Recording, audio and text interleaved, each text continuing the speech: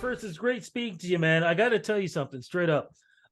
Your band really reminds me of a throwback to the 70s, which I love. And it's not just the look, it's the sound, it's the presentation, it's everything. Congratulations, and not just um continuing Canadian rock, because people have tried to say in the past, rock is dead, it's not there anymore. But just the fact of representing the red and white the way you guys do in this day and age, I think is amazing. Congratulations on that. Thanks so much. Thank you. That means a lot, actually. Yeah, there's a lot of great Canadian rock bands. That's my alarm to wake up. Um, I'm up. Uh, yeah, so it's not the easiest genre to do by any means. It's a slow burn, but the people who are fans of rock seem to be like the most passionate. So it's really nice. Yeah, that's the thing I got to say. The part that sucks, because it's not like, back in the day when top 40 was top 40, Mm-hmm. um, where, you had a pop song or a pop group. And then right after you had a rock group. Then right after you could have a country group or song, or you could have an R&B song, so forth and so on and so on. And it's not like Mm-hmm. that these days. It's just a genre. And I do find that rock has a hard time in finding its way on top 40. It could be Mm-hmm. on, specific radio stations, and usually it's the smaller stations in the smaller towns. Thank goodness that they're doing that. But when it comes to the big cities, it's harder and harder for rock bands like yourselves to get airplay. Am I speaking the truth on that? No, I think you're absolutely right, especially with top 40, like it's interesting now though. You see a band. Have you heard of Mainskin? You're like Yeah, tapped into music. yeah, So yeah, this Italian band, for people who don't know, and they won the Eurovision Song Competition, which which is is huge. incredible. Yeah. Yeah, like they're a rock band dressed in bondage, and they won this competition against like a million other pop stars, and all of Europe voted, and now they're like in the top 40 with Cardi B and with Lil Nas X and with all of these like huge people. So it's really cool to see that kind of turn around a little bit in this last couple of years. And you guys, I hope, are going to push that same sound and that same wave here in Canada, and making sure that you Mm-hmm. guys are heard more. Right off the top, man, where'd you guys get the name Chase the Bear from? Our bass player had this band name called Hug the Bear, and I've been in the band with our bass player for like 10 years. We've been in 3 different bands, and Mhm. everyone who was like, okay, this time what if we call it Hug the Bear, and everyone's like, this is the worst band name. No one wants to call the band Hug the Bear. Give it up. And then yeah, the our singer and guitar player are brothers, and their mom was in the room and was like, how about Chase the Bear? We're like, actually, yeah, thanks, mom. Perfect. So that was after, throwing around a bunch of different verbs that we could use, or like kiss the bear, no, kill the bear, absolutely not. And yeah, so Chase the Bear seemed to just like fit the energy of the band, and also was not taken. And not just Chase, no, not just that. It's very Canadian, and like I said, it's Yes. very, again, I got to go back to that 70s sound. It fits your sound so well. It's such a great representation. But how did you guys get together? Well, the singer and guitarist are brothers, of course, as I mentioned. Me and the bassist, we have been friends since we were little kids. Wow. So the four of us are from Fort St. John, British Columbia, up north, northern BC. And yeah, so like all of us kind of, the four of us grew up there, just being musicians in a town with not a lot of musicians. So, it's really easy to kind of find each other. And most of the time, when you grow up in a small community, you either stay there or you move to the city. And so it seems like all of us, um, in our own accord, individually moved to the city and found each other. Um, Shortly after, we picked up our guitarist Jordan, who was like 16 at the time, while the guys were busking in Victoria. Oh And wow. he showed up and he was like, "Hey, like, can I play your guitar?" And they were like, "I guess, yeah, sure." And they gave him a set list of songs. They're like, "We got a gig next week. Learn all these songs, and then maybe you can be in the band." And so we learned all the songs, and he was like, "So when's the gig?" And they're like, "There is no gig, but you really have a good, hard-working attitude, so you're in the band." So it was just like a big test to see, if he could do it, and he did. Well, why does That this was sound years like a movie ago. script? Yeah, Like seriously, exactly. man. Like I love this story, but what I also love is the fact of um your old school ethics. Where does that come from? Because I don't think anybody could say anything to you guys about, not working from the ground up. When you talk about busking, your sound, moving to the city, I can only imagine going to gigs, how you're getting down there. I gotta assume it's the old school kind of thing. Everybody either piled into a car that you're afraid is gonna fall apart, or in a van of some kind. Like I picture all of that. Definitely. That is exactly what we did and exactly what happened. I just don't know if there's any other way, like there's the internet, of course, and we still try to utilize that. We're still making content on TikTok and we're still trying to make funny videos and stuff like that. But I don't know, we're a rock band. You've got to play to people, you've got to give them a show. And the show is kind of like, that's one of the main things of our band is that like Yeah. we put on a show. That's why you go see a rock band is, to see it live. So yeah, we've just always done that because that's what we've been taught, I guess. Maybe we've all watched too many rock and roll biopics and we're just like, well, that's what they did.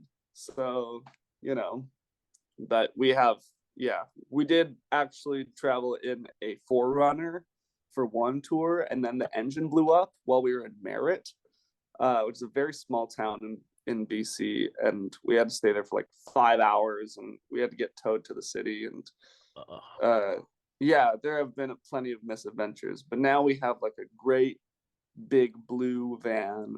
We call her Blue, like the bear in the Jungle Book. Get it? Yep. And yeah, she's been serving us well for the last few years. Love it, man. What kind of stories you guys like to tell through your music? I think it's just like it depends on who's writing because we all kind of contribute. Troy is a really prolific writer. He writes probably a song every day, maybe every second day. He loves writing about love. He's just like a true, just from the heart lover, and whether it be songs of him and his girlfriend and just like just like unconditional love, absolutely sweet songs, or just the exact opposite of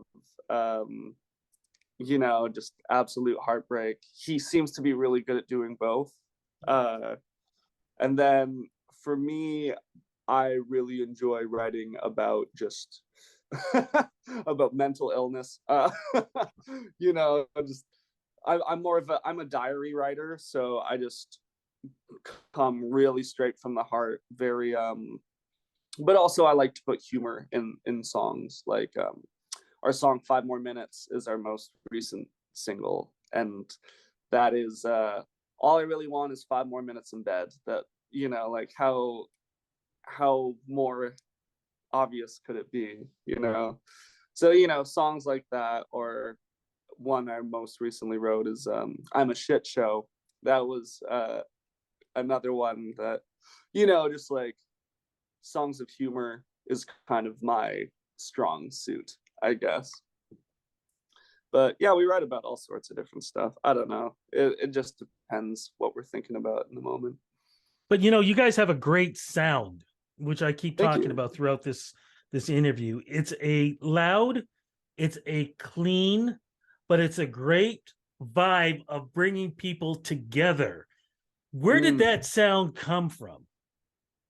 that's a great question. I feel like we all just really loved we all love classic rock, obviously, Yeah. but also just a lot of our members really love that indie rock sound too, like coming up in the time of the White Stripes and the Strokes, and just like that early 2000s kind of indie sound, Arctic Monkeys, stuff like that.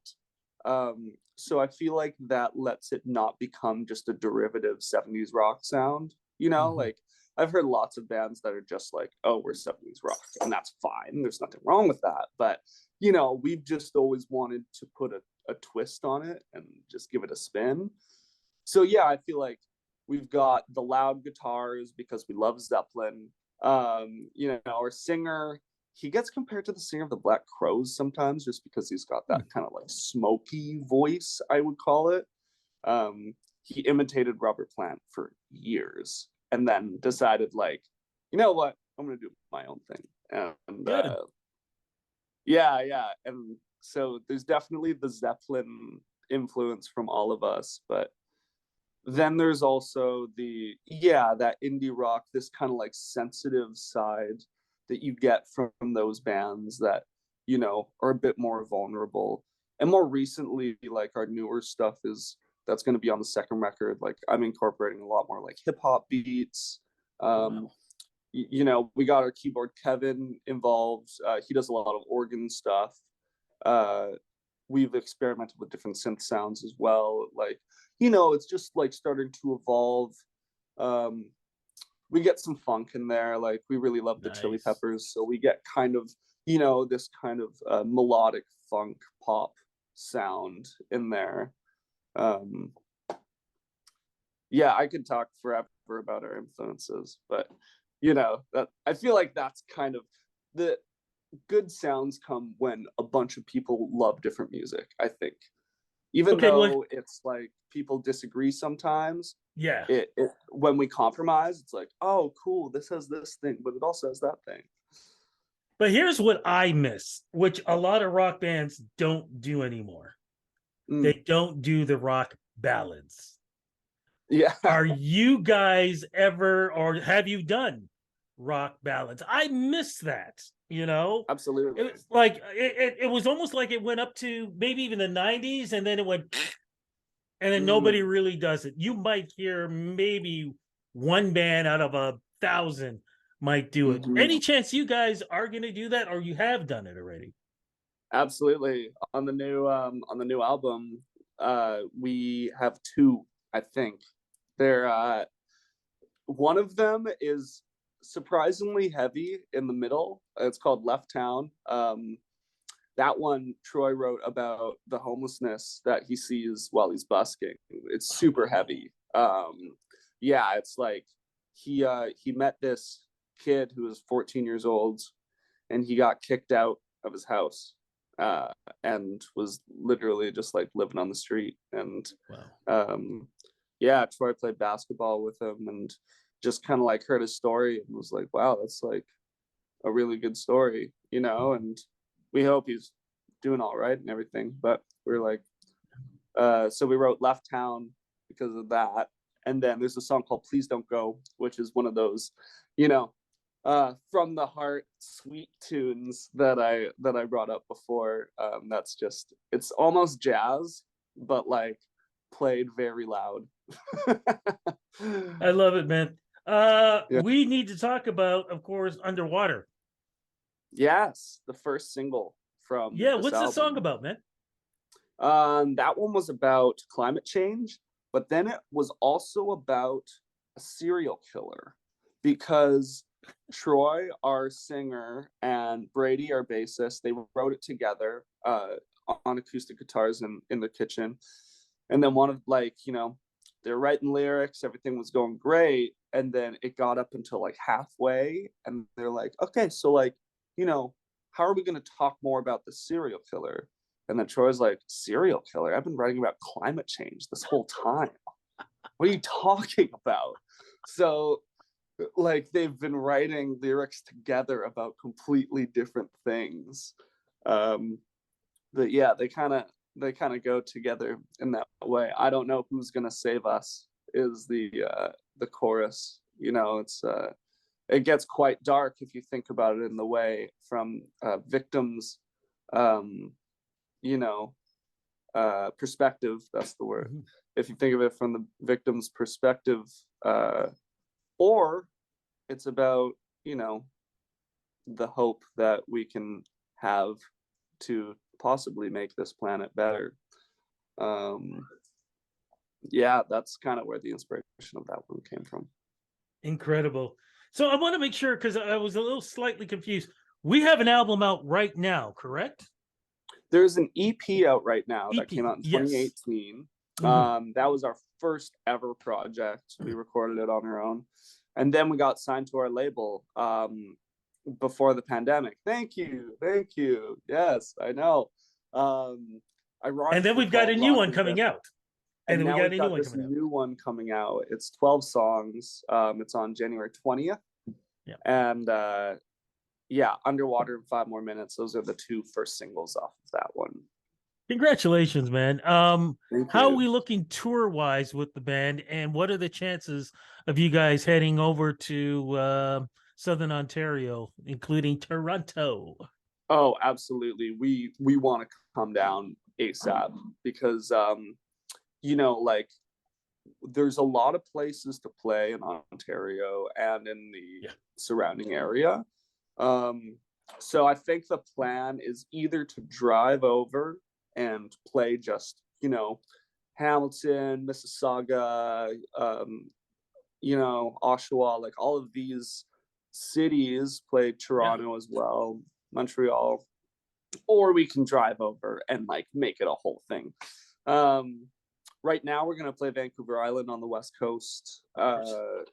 So that'll be really fun. That's happening this month.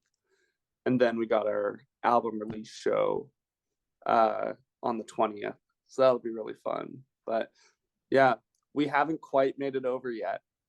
We got to Thunder Bay, and Uh-huh. then we ran back, and then we had a whole tour booked all the way to Toronto, and then the pandemic hit, and we were like, almost had it. But yeah, I think hopefully this year we should be coming back. So if anyone in the area is watching, just follow Chase the Bear Music. Got to put in the plug, and yeah, keep up to date with our tour dates and such.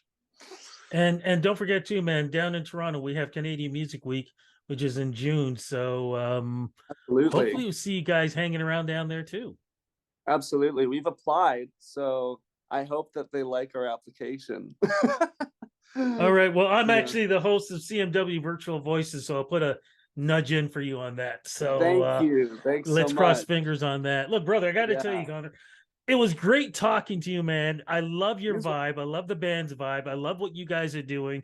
It's following the steps of Monster Truck and so many other great bands who are out there. And all I can say is, man, continue success because there's something special about you guys, not just the name, but like I said, the music also.